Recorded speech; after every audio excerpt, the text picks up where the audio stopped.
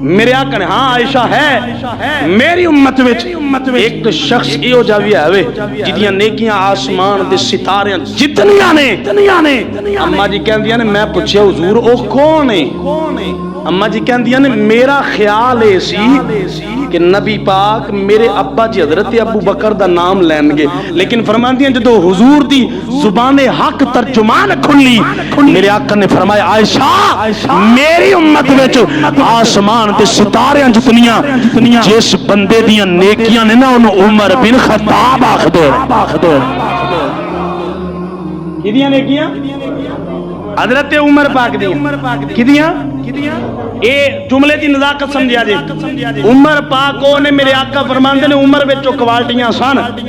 اگر میرے تو بعد کوئی نبی ہوندا اگر میں آخری نبی نہ ہوندا فرمایا اگر میرے تو بعد کوئی نبی ہوندا تے عمر ہوندا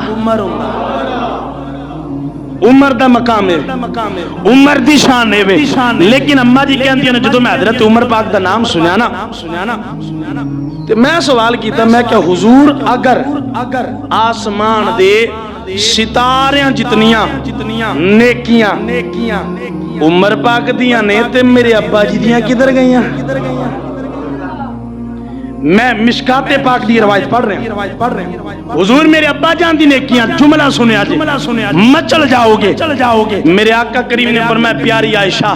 جی یا رسول اللہ فرمایا عمر دیاں ساری زندگی دیاں نیکیاں ایک پاسے عمر دیاں ساری زندگی دیاں نیکیاں ایک پاسے ایماندار ہوئی ہوئے گا جڑا جملہ سن کے بولے گا فرمایا پیاری عائشہ عمر دیاں ساری زندگی دیاں نیکیاں ایک پاسے ابو بکر دی غار والی نیکی ہے نا تو بھی پا رہی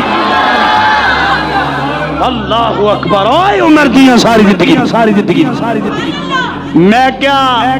ابو بکر دا مقام نہیں تیرے پہ ماننے چاہ سکتا